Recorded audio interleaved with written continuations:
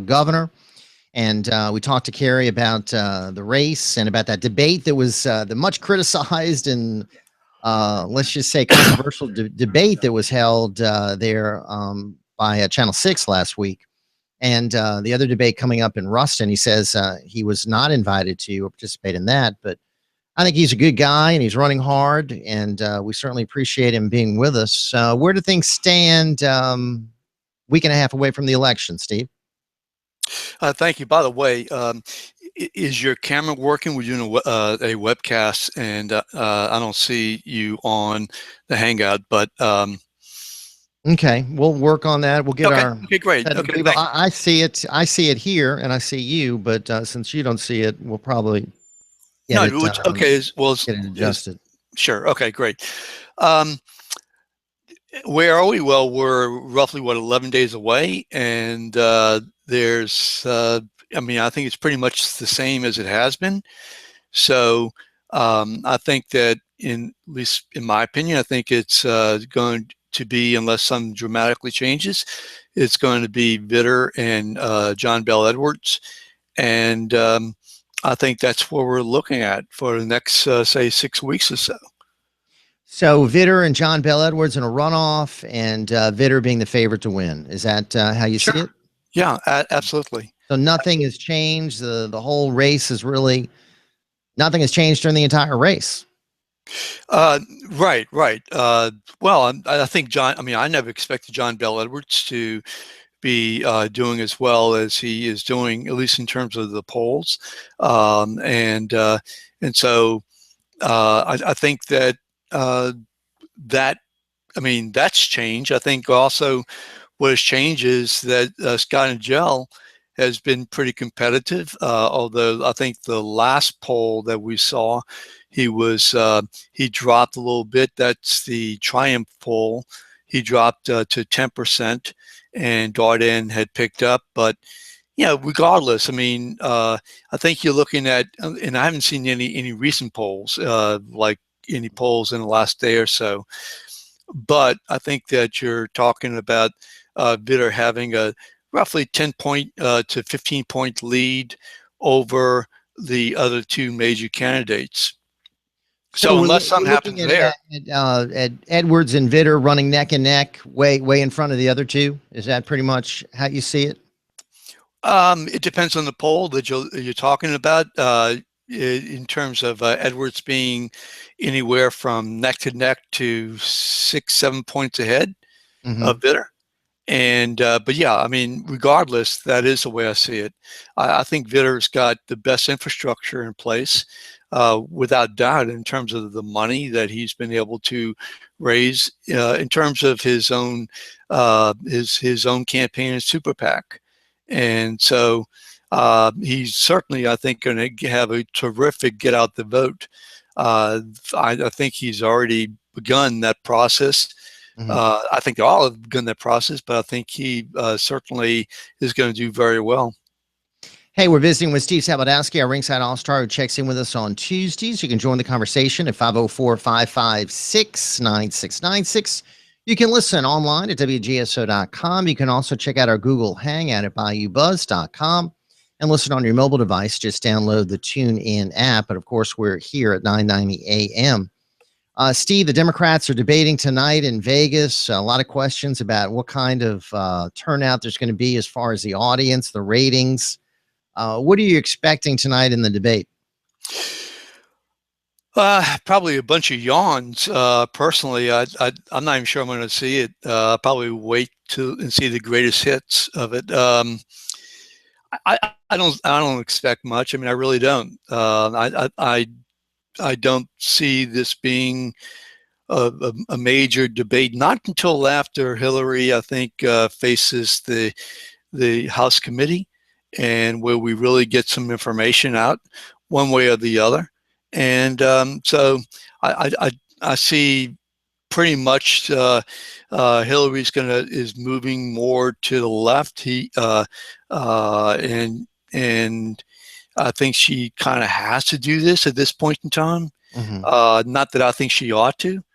And so, I mean, that's just the way I see it. I don't see a big say, TV coverage turnout. I don't think a lot of people are that interested in it right now. We're visiting with Steve Sabludowsky at Bayoubuzz.com. What's your prediction on Joe Biden? Do you think he'll jump in? You know, it's just guesswork. I mean, really, he better jump in soon if he's going to jump in. Otherwise, he's not going to be qualified in certain primaries. Think like, for example, Georgia. Mm-hmm. So, have you seen or heard anything about that? I haven't. You know, it's just speculation. I would have thought that he would have jumped in if he were to jump in, I would have expected for this debate. Yeah, I did too. And I thought he would want to take advantage of being part of the debate. But I know CNN's got a chair for him. They're hoping he's going to be there. I mean, they're hoping for something to spur some ratings. But it will be interesting to see if and when he makes a decision. I would assume it's going to be coming relatively soon. Hey, Yeah, go ahead. Well, if they ought to fill a chair maybe with Donald Trump. I mean, he's part Democrat, part Republican. He's been a Democrat, for much of his life. So maybe this is a good time for him to sit in the chair. Well, and we found out this morning Ben Carson was a Republican all of about 11 months. He just changed his registration to Republican last Halloween. Oh, really? So what was he? I don't know what he was before, whether he was Democrat or independent, but he was not a Republican. Okay. So he just became one. Personally, it doesn't really bother me. Do you think that's going to hurt him? Yeah. Mm-hmm. Sure. Yeah, I think so. I mean, sure. Yeah. Well, why not? Why wouldn't it? Yeah. Well, I mean, I think we've had presidents before that were Republican. They were Democrats. Ronald Reagan was a Democrat. We've had governors of Louisiana. I mean, Mike Foster was a governor of Louisiana. He changed on the day of qualifying. I mean, he waited till the very end. Didn't seem to hurt him. So, I mean, we'll see. Maybe it'll hurt him, but I tend to think it won't. Well, the thing is that you've had the difference is that when Foster ran, I mean, he was able to buy David Duke out, and so in terms of the list, so he didn't really have that stiff competition.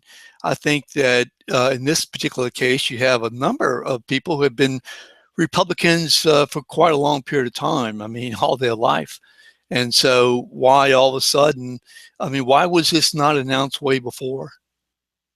I don't know. It was just uncovered this morning. We've been talking about it, and it was just published on a site that was picked up. So we'll see. It'll be very interesting to see if it comes up at the next debate and whether he addresses that. 504-556-9696. Steve Sabludowsky with us, Jeff Crouere here. It's Ringside on WGSO, 990 AM, WGSO.com. Hey, Steve, let's take some calls here. Sure. And, of course, we'll delve into some other issues as well. Joining us right now, our friend James in Metairie. What's going on, James? Good morning, sir. Well, Jeff, good morning to you and Steve. Same here. I'm looking at that website. I guess it was a link off of Drudge. Quote, this is the Palm Beach County Supervisor of Elections. Quote, Dr. Carson was previously registered with a minor political party called the Independence Party of Florida, just to set the record straight there. I guess somebody will look in to see what they're after. Maybe there's some kind of creationist party that believes that Satan was influenced Charles Darwin when he wrote his book about the theory of evolution. Another crazy statement by a so-called scientist, Ben Carson, or a former doctor, I must say. And by the way, Jeff, too bad your former guest there. I'd like to point out something. Earlier this year, a gentleman by the name of John Cisna, C-I-S-N-A, actually ate for a period, I think it was about 6 months, nothing but McDonald's food, and he lost 37 pounds. So your guest, that guy didn't have one original thought that he expressed this morning. Now, one other thing here. Friday, I came home, and on my answering machine, I'll just read you a quick transcript of what was there. And it was a young boy's voice, and it says, "Hi, I'm Jack Vitter. My dad is David Vitter, and he's running for governor. Early voting starts tomorrow. my dad is pretty cool, and you should vote for him. Now, Jeff, I have to ask you a question. David Vitter has what, 3 children? Is it? I don't know, 2 or 3. Okay. I'm Now, not sure. Was Jack Vitter, was he the fetus inside of David Vitter's wife's womb when David Vitter was going into the French Quarter for a period of 4 months and having sex with a prostitute? Is I have no clue. I have no idea. Well, you know, and people on the big station called up. Mhm. I was listening to that afternoon. It was between around 3 o'clock or so, and there were 2 callers, and they were outraged by David Vitter, who will use anything, including his son, to achieve his political goals. And people were expressed themselves how what a low tactic this was to use a kid, to try to get votes. I have to say this. I don't condone that. I don't think that's probably the best thing to do. But other candidates have used their children, family members to get votes. We'll get Steve's take more of your calls. But first at 10 o'clock, the latest news right here on WGSO. Catch the 3 Tailgater Show with Ken Trahan, Ed Daniels, and Rick Gailey Saturday mornings from 10 to noon on WGSO 990 AM. Hey, Steve, can you see the camera now? Yeah, I can. Okay. Mhm. All right. Okay, great. Thanks. Ben.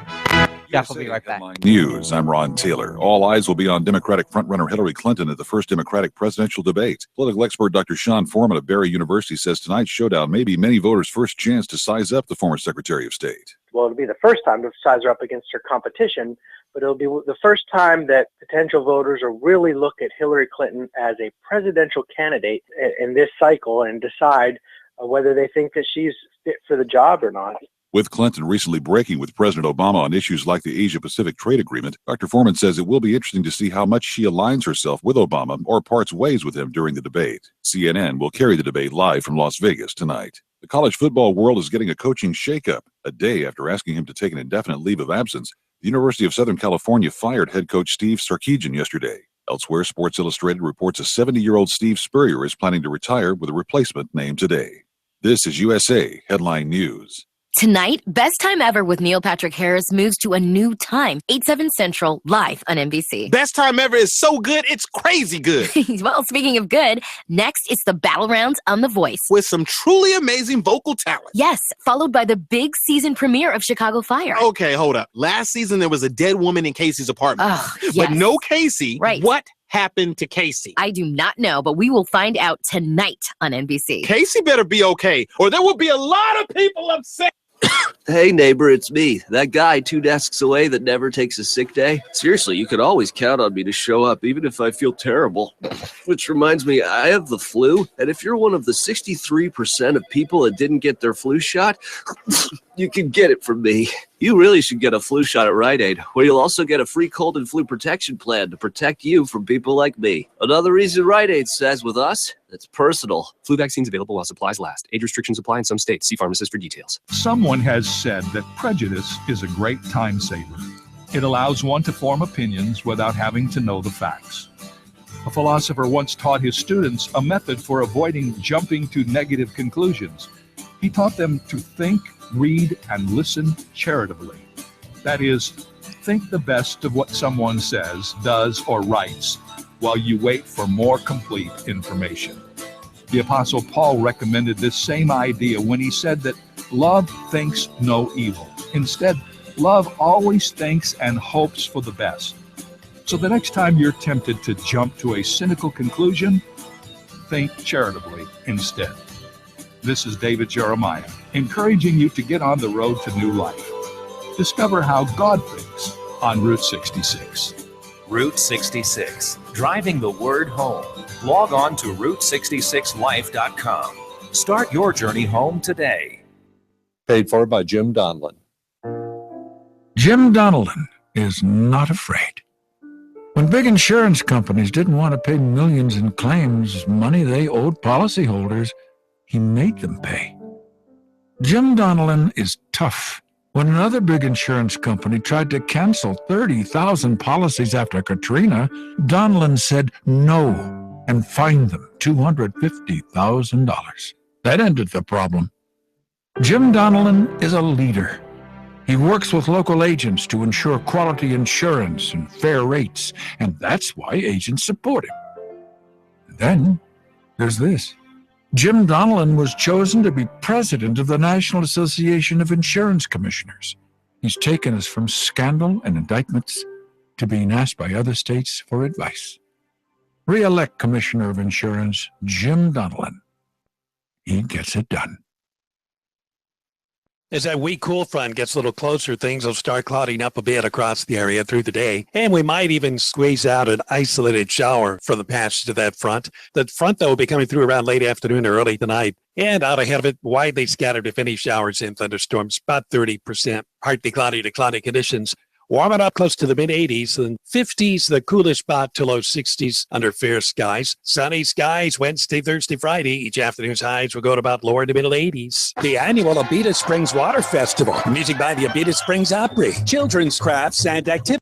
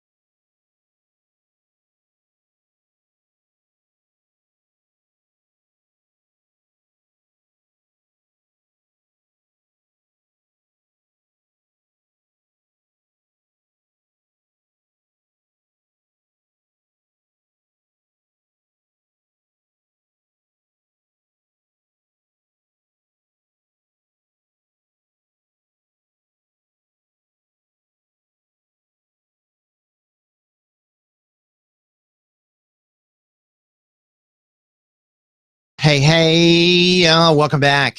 So we are, oh boy, so busy this morning. Thanks so much for joining us.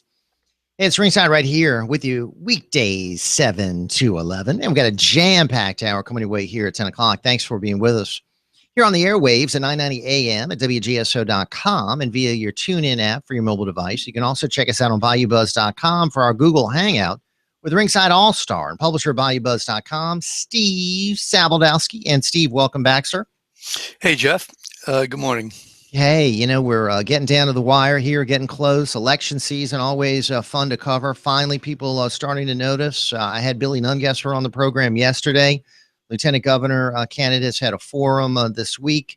You know, I've been surprised at how ineffective Elbert Guillory has been in really getting out there with his message. Because he really doesn't have any money, and he's a really articulate guy, and he's a strong conservative, and could have made, I think, a pretty interesting candidate. Yeah, he doesn't have any money, or I think he was, last time I saw it was minus. Let me, if you don't mind, I know that James had brought up that issue before the break about Jack Vitter, and you know, it's pretty obvious what the purpose is. I haven't heard it, so I really can't say for certain, you know, what the message was. But you know, if you go to Vitter's website, the first thing on there says happily married.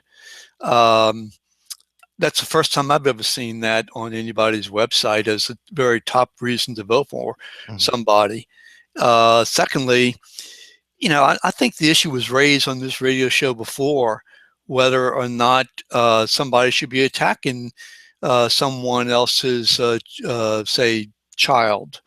I believe that children should be, you know, not seen and not heard at all on campaigns or in campaigns.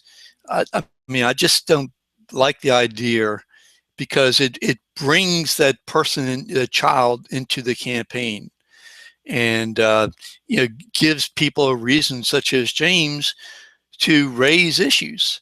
And to be critical. yeah, to me, I understand. But let's look at the other side. A father proud of his children and wants to let everyone know I'm a family man. I've got a wife and kids. I'm proud of the kids. They're playing a role in my campaign. Here they are in a robocall. I mean, some would say, hey, that's cute. Yeah, and as I said, I think that it raises the issue. As was raised. I just don't, I personally like it. Maybe it makes sense to some people. Again, I mean, Vida put that on his that's on his website, happily married. And so to me, I just, those are the kind of things I personally don't like. Bringing in your family members. I just don't think it really adds value to a campaign. Our talk line, 504-556-9696. Steve, let's take some more calls. Open line here. Steve Sabludowsky with us with Bayoubuzz.com. Jeff Crouere here. Let's welcome, as we kick off this segment, Greg, who's on the causeway. Hey, Greg, what's going on? Good morning. Hey, Greg, are you with us? This is Paul. Hey, Paul, I'm sorry. We had on here Greg. Hey, Paul, how are you? Good morning. I'm doing fine. Just two things. The debate will be a laughable debate because there won't be any real questions asked. But if they did ask one question of Hillary, I would say this: just find out why, ask her why she lied 2 weeks after the bodies came back from Benghazi and was still saying the reason was some guy who made a video of Muhammad, which that was, they knew the night of the terrorist attack that it was terrorist, number one. Right. That question will never be raised. But number two, the next time James calls in, I know this guy is supposed to be a lawyer. Could you ask him, has he ever won a case in his life? Because I think he spends too much time in the morning on the radio, and most lawyers are working in the morning, aren't they? They're in court. You're talking about James or Colonel Jessup? I don't know if James is an attorney. I know James for many years served in the military. I don't think he was an attorney. I know our friend Colonel Jessup is, but yeah, I mean, I guess some attorneys practice, some attorneys have the degree and are retired. Others use it for other endeavors. Some have a law degree and really involved in business and other activities. So interesting comments about the debate, though. I appreciate it, Paul. And the viewership of the CNN Republican debate, 23 million. The Fox Republican debate, 24 million. My prediction is that this debate will be significantly less. Would you agree? Oh, yeah. Maybe 2 million, maybe 3 million. Yeah, I mean, that doesn't mean that it just means the power of Donald Trump. I mean, I think that's really what the difference is. And also, I think there's more competition in terms of the Republican primary than there is here. I think as things get closer, I think that you may see, more eyeballs watching the Democratic debates. But right now, like I said, it's ho-hum.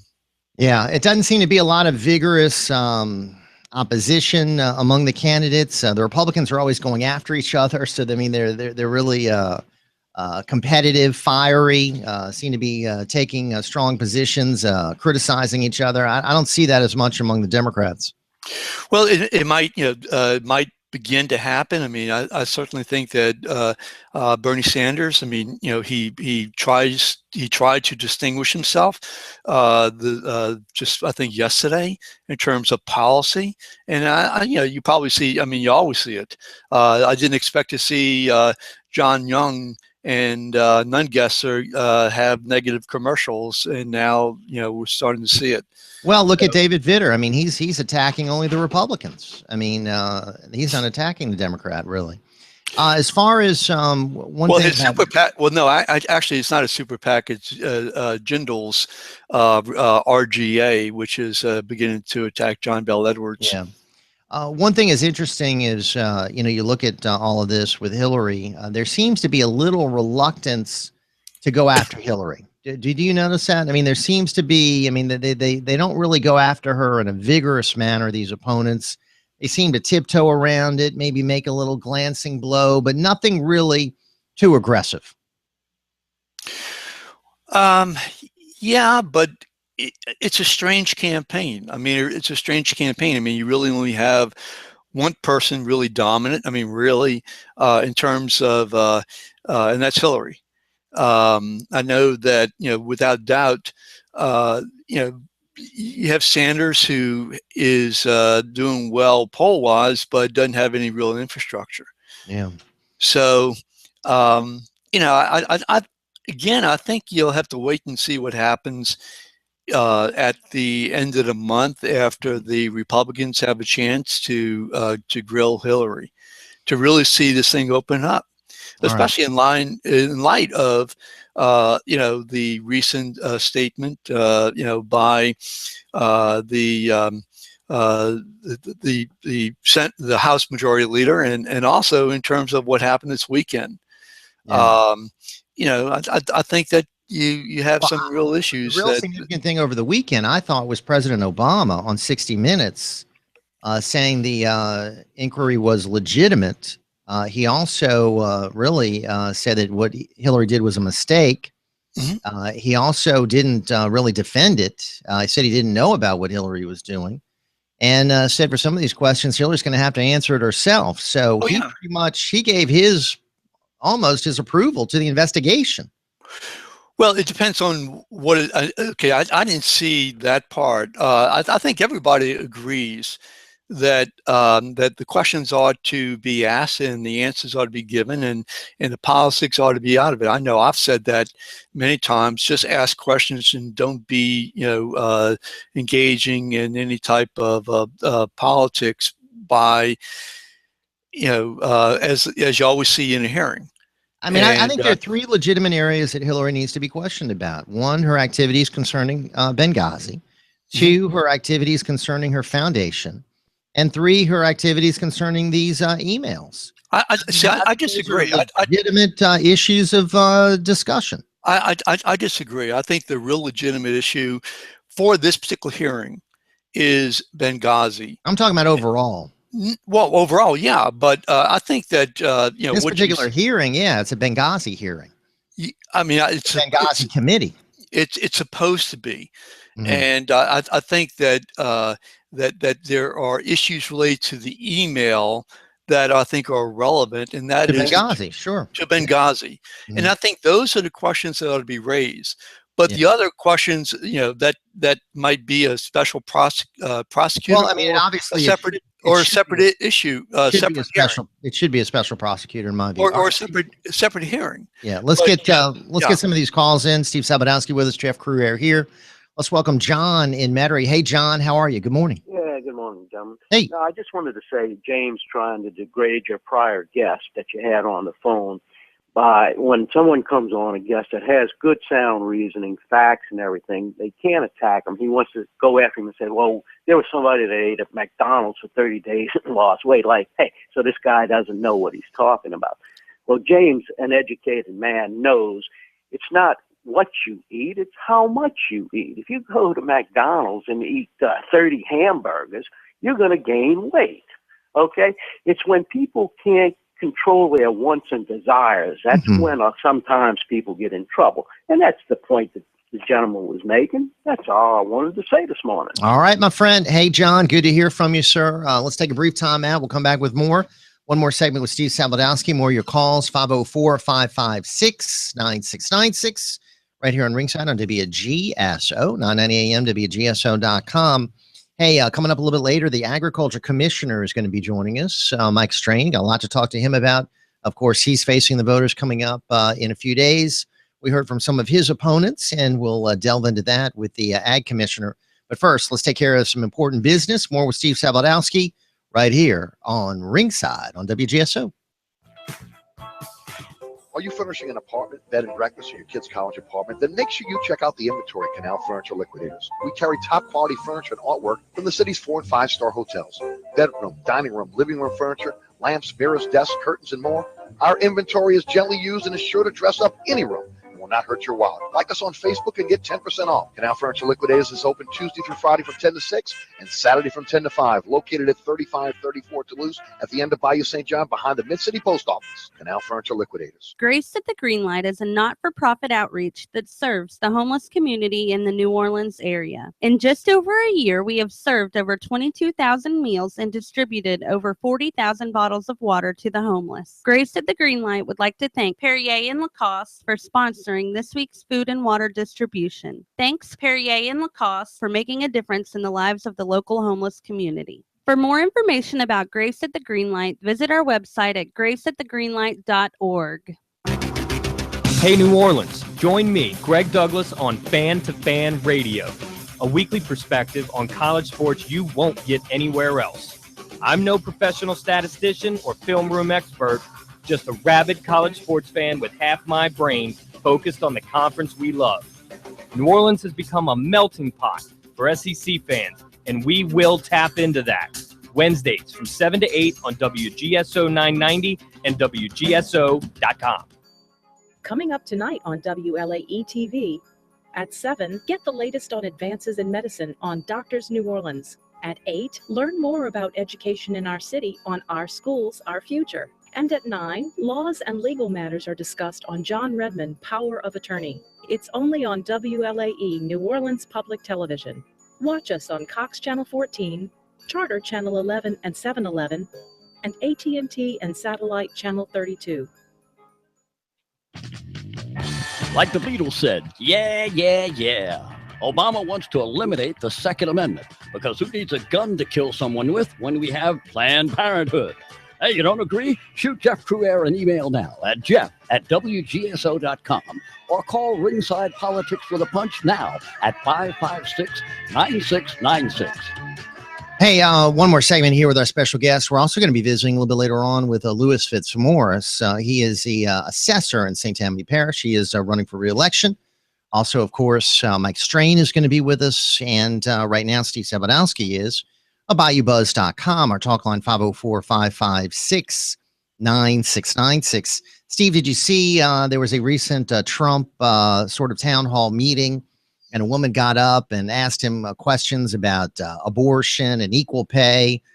Turns out that she was a staffer for Jeb Bush, right, and was a plant, and it was maybe done in conjunction with CNN to sort of try to trump Trump. Any thoughts?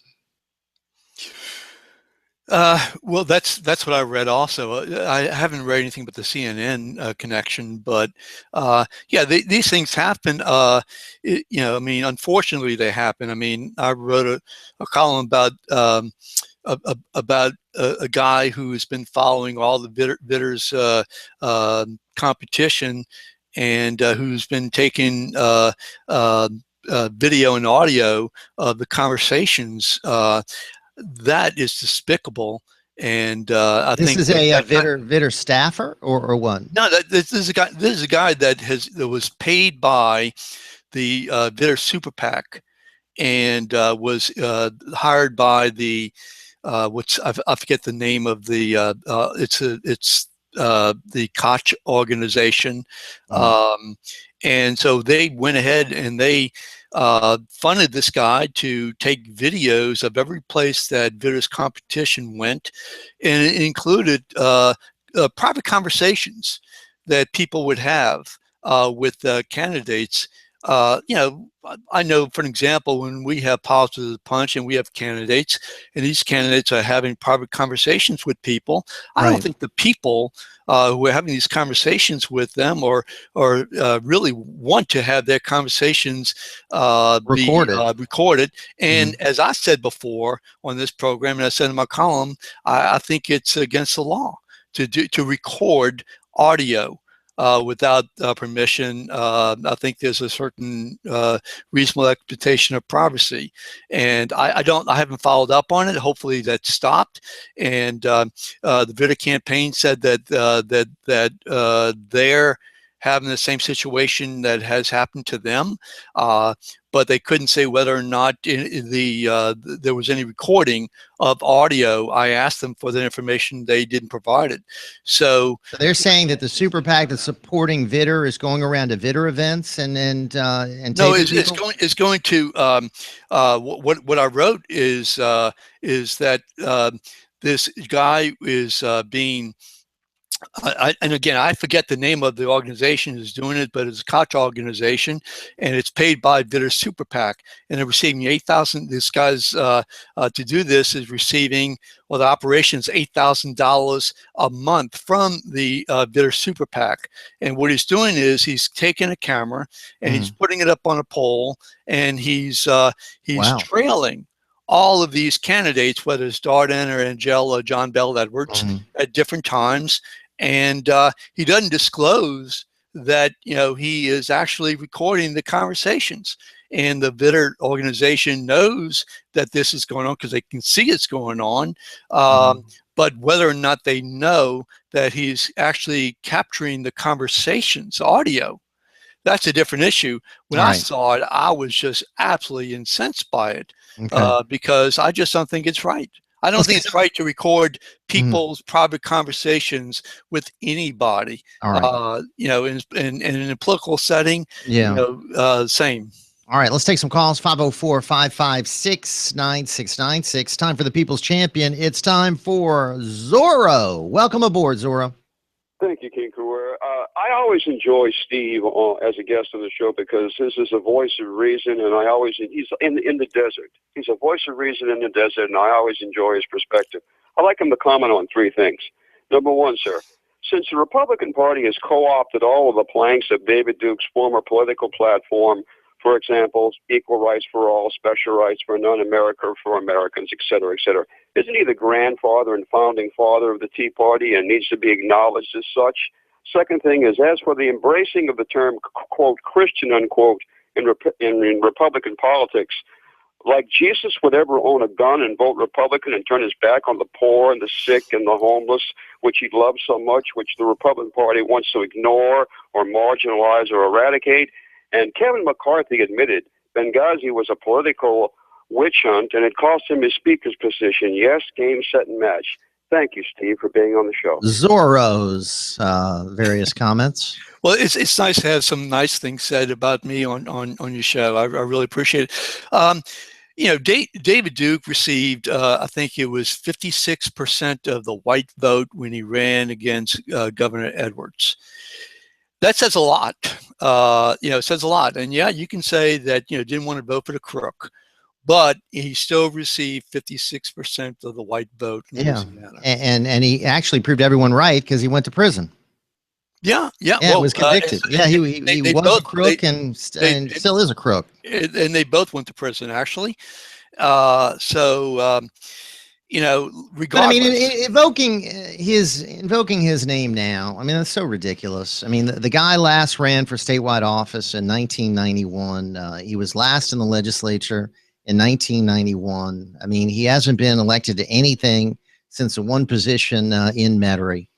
He's constantly being brought up as some kind of relation to the Tea Party. From what I can understand, there's nothing to do with the Tea Party, nothing to do with David Duke. The Republicans who believe in conservative values in Congress are not following a David Duke playbook. So, I mean, it's just a way to marginalize and criticize conservatism. And David Duke spent most of his career, if I'm not mistaken, as a Democrat prior to being a, quote, Republican. Again, the Democratic Party then was totally different than the Democratic Party now. It was. There is some similarities in the philosophy, political philosophies of David Duke and certain elements of the Republican Party. Look, there are some similarities in philosophies and political philosophies of the Democratic Party and Bernie Sanders is socialist and communism. And communism. Which is to say relation that to it doesn't communism. exist, Yeah. to say it doesn't exist, I don't think it's fair. I do think that. But Bernie Sanders is a candidate now. Bernie Sanders I know is running for president now. Is David Duke on the ballot now, Steve? No. But I think that if you look at what I'm saying is, I think if you look at 56% of the in white 1991, when the opposition was a crook, okay. Well, but I mean, don't you have to say a lot of that has to do with the competition at that time? No, because I think he also got the majority of the white vote against J. Bennett Johnson, didn't he? That was in a previous election. I don't know what those totals was, what, were. 2 years before, a year or two before. Again, let's go back to the 70s, Steve. I mean, how far back do you want to go? I mean, again, we're 2015, and the man is bringing up what happened a quarter of a century ago. It is patently ridiculous. To bring it up now, there's no connection to the Tea Party or anything else. Steve, we got to go. We got guests coming on. Okay. I appreciate it. Thanks so much for being with us. It's at Bayoubuzz.com. Check it out. Of course, Steve Sabludowsky with us on Tuesdays. We've got more guests to get to in the final segments of the program. Hang on with us right here on Ringside.